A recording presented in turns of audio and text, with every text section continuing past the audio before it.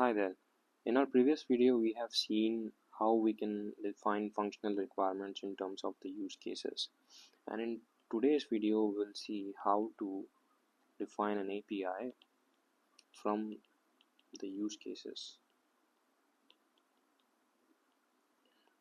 So now we have, as mentioned in the previous video, we define all the function requirements in terms of the use cases. The next step would be to translate these use cases into the APIs in a systematic manner. So what are the steps involved in that? That is what we are going to see in this video. So the first step as part of that process would be to identify the key actions in the use case. That is, like, we need to break down this use case into the core actions or the steps that involves the interactions with the system. Now each of the actions each of these actions is going to correspond to an API endpoint or a method. For example, if I take an example of a user authentication system, the key actions could be, a user logs into the system, right, by providing his username and password. So the user login is an action, and then the system validates the credentials passed by the user, and then the third action could be the system response with a failure or a success message, right?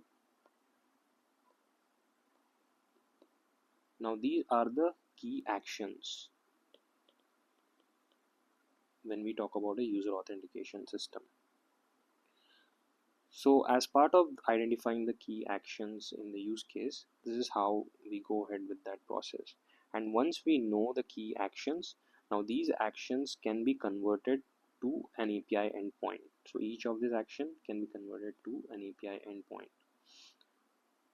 So this should be our first step. And the second step would be to determine the API resources.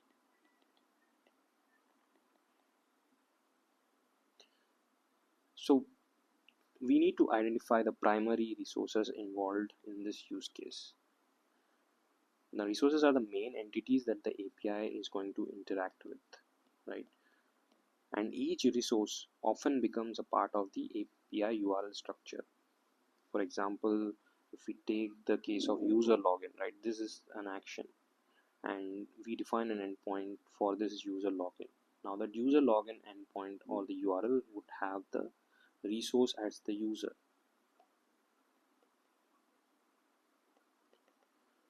Because in the case of user authentication system, the primary resource is the user. So defining the API resources are important as they eventually become part of the API URL structure. The third one would be to define the endpoints.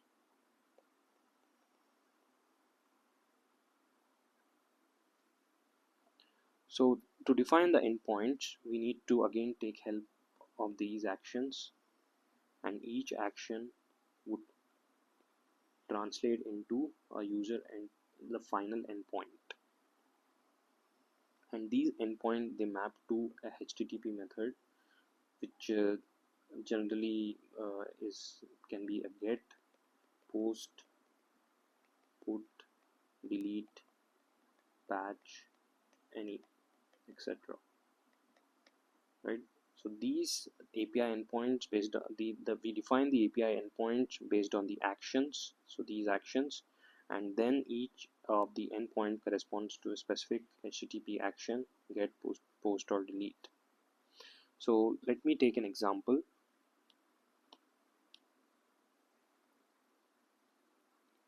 So for the user authentication system, let's take the action as the user login. Now for this action, we would determine that the primary resource is the user, and then for this to define the endpoint, we would do it something like this. API slash v1 slash users slash login. Now if you see, this user is the resource and this login is the action performed by the resource, right? This is the action. It could be login, register, or anything. So basically the action is becoming the sub part of the URL, or it could be a query parameter as well, and the resource is becoming the main part of that particular URL. Now this is how we define the endpoint for that user login, and also we can define what kind of a HTTP method we need to which this endpoint corresponds to. So in this case it corresponds to the post method, because we are passing some data to the backend in the form of the login credentials, and then we need to define the HTTP we need to define the request and the response format.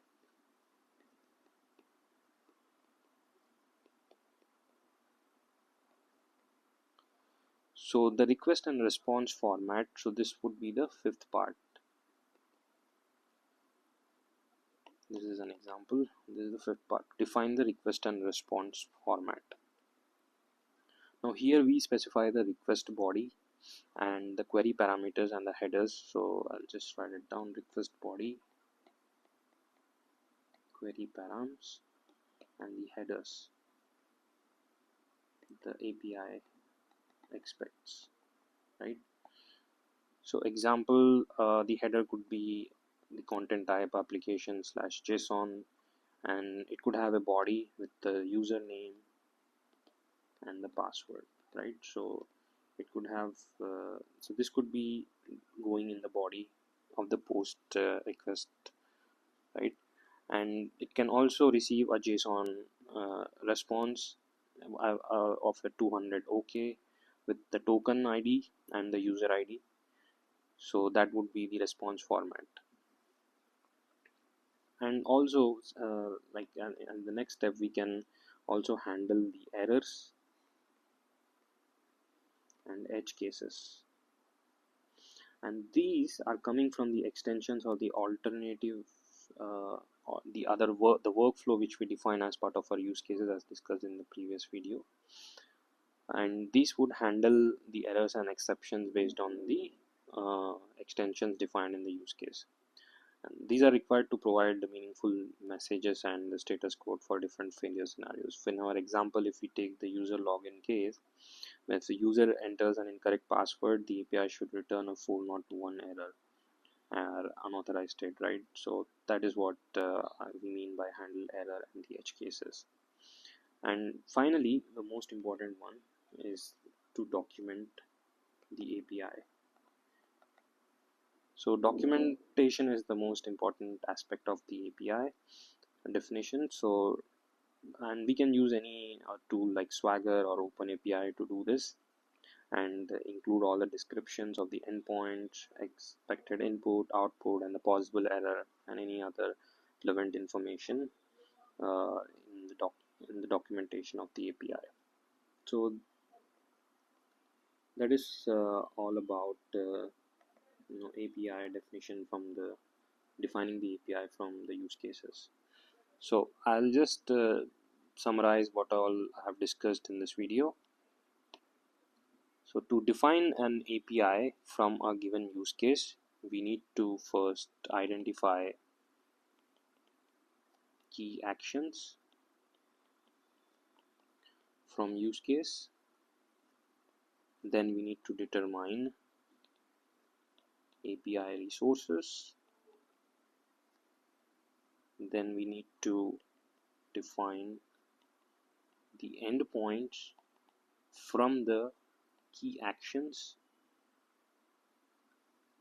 and these endpoints would have the resources in the URL and the resource actions as a sub part of the URL. And then we need to specify the HTTP method to the endpoints, and then we need to define the request and the response format. Like in the case of user login, the request body would include the username and the password, and the response body would include the token ID and the user ID. And then the sixth step would be to handle any errors and edge cases.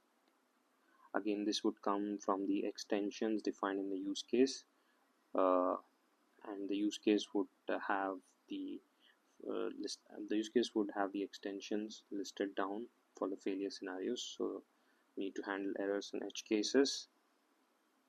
And final one would be to document the API using Swagger or OpenAPI. So that is how we can define an API from a use case. So I hope this video was helpful. So to define an API, first we identify the key actions from the use case, then we determine the API resources, then we define the endpoint, and then we specify the HTTP methods to the endpoint, and then we define the request and response format, and then we handle any errors and edge cases, and finally we document the API. So that's about the API definition from a use case. That's all for this video. Thanks for watching.